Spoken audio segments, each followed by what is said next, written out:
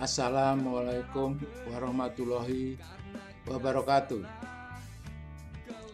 Logika solusi banjir Jakarta. Logika berpikir.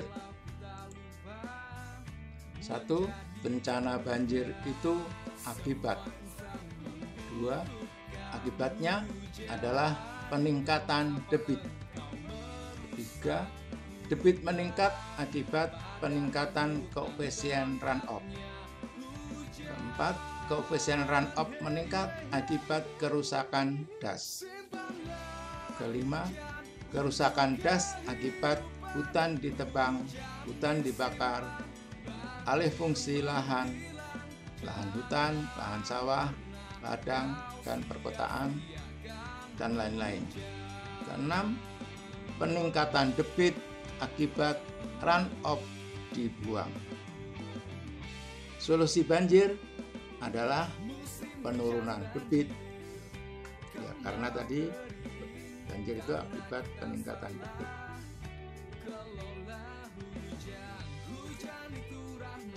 Tadi yang saya bacakan akan saya ulang lagi. Berikut bukti berupa data, fakta, kejadian, dan realita secara logika dan nyata adanya. Bencana banjir itu akibat. Ini banjirnya. Akibatnya adalah peningkatan debit. Ini debit di Sungai Ciliwung terbukti meningkat terus. Debit meningkat akibat peningkatan koefisien runoff. Ini di 8 kota Jabodetabek runoff-nya 80%. Anggap kita 80%, rata-ratanya ini hampir semua. Koefisien runoff meningkat akibat kerusakan das. Nah, ini kerusakan das. Nah, ini buktinya, ada datanya, ini juga kerusakannya ada datanya. Kerusakan das akibat hutan ditebang dan dibakar. Faktanya begitu, penebangan liar dan kebakaran hutan, kerusakan das. Kemudian alih fungsi lahan, lahan hutan, sawah, ladang, perkotaan, dan lain-lain. Nah, ini sawah dipakai perumahan, dipakai perkotaan. Nah, ini buktinya begini, kalau das itu dipakai perumahan atau jalan surface runoff-nya 80%. Nah, terbukti kan tadi data 80%. Kemudian peningkatan debit akibat runoff-nya dibuang, ya. Jadi yang 80% tadi runoff, kebijakannya membuang hujan. Nah, ini membuang hujan itu akibatnya nanti banjir. Ini datanya.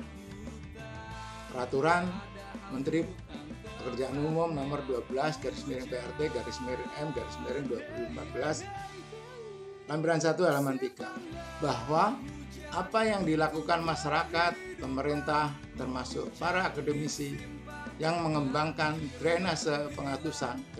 Drainase pengatusan itu membuang hujan, justru sebenarnya bersifat destruktif. Arti daripada destruktif itu merusak, memusnahkan, menghancurkan. Nah, kalau perbuatan ini kan salah. Nah, ini buktinya. Membuang hujan akibat banjir. Banjir itu merusak, menghancurkan, dan memusnahkan. Semua ada buktinya. Nah, ini juga masih lampiran peraturan menteri yang sama, Menteri PU. Lampiran 1 masih tetap di halaman 3. Konsep drainase konvensional paradigma lama adalah upaya membuang atau mengalirkan air kelebihan secepatnya ke sungai terdekat.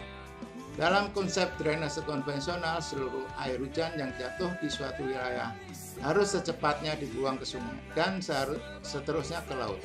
Dampak dari konsep ini adalah kekeringan yang terjadi di mana-mana, banjir, dan juga tanah longsor. Ini data yang saya buktikan, semuanya fakta adanya. Membuang hujan itu berdampak kekeringan, banjir, dan juga tanah longsor. Ini adalah solusi banjir, adalah penurunan debit. Tadi kan banjir itu akibat peningkatan debit. Jadi kalau solusinya ya debitnya diturunkan dengan cara mengendalikan runoff-nya dikelola. Runoff disimpan. Kalau tadi runoff dibuang mengakibatkan banjir. Nah, acuannya ini kriteria daya dukung das yang tergolong baik menurut Permen Kehutanan nomor 61 tahun 2014. Targetnya ini koefisien aliran tahunan atau koefisien runoff-nya 30%. Kalau tadi kan 80%. Berarti yang 50% itu harus kita kelola atau harus kita simpan. Selama ini kan kemarin dibuang 80%. Nah, yang bisa dikelola ini di 11 sungai untuk DKI, karena yang 2 ini kanal. Kanal ini tidak mempunyai das. Jadi 50% runoff ini yang dikelola atau disimpan. Nah, ini lampiran PU juga, tapi halaman 4.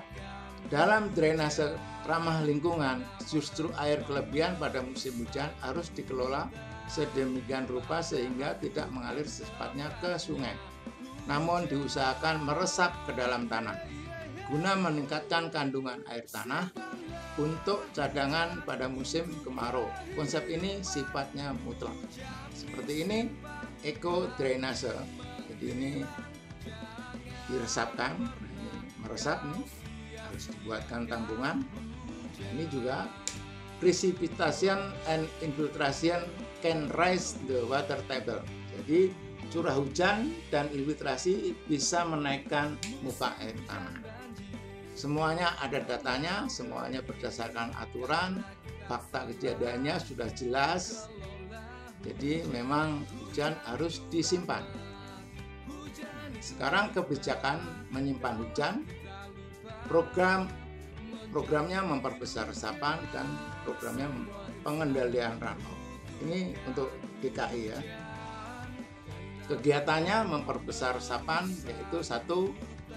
RTH 30% di kelurahan, kecamatan, dan kota. 2. Rehabilitasi hutan di 11 das. Kegiatan pengendalian runoff yaitu menyimpan hujan dengan cara memanen hujan di setiap atap rumah masyarakat, gedung pemerintah dan swasta di 11 das. Pembuatan danau embung setu kolam tandon di 11 das. Jadi yang tadi 80% itu akibat runoff dari atap, runoff dari rumah, runoff dari jalanan. Ini harus dibuatkan danau embung setu kolam tandon di 11 das.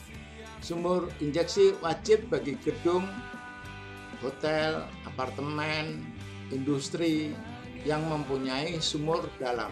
Ini harus dipanen di atap, langsung dimasukkan di sumur dalam. Jika tidak, izinnya harus dicabut sumur dalamnya tadi. Pembuatan sumber injeksi, sumur resapan, eco drainase dilengkapi dengan tampungan air di seluruh saluran drainase yang sudah terbangun. Jika 50% runoff sudah dikendalikan, maka runoff yang terbuang tinggal 30%.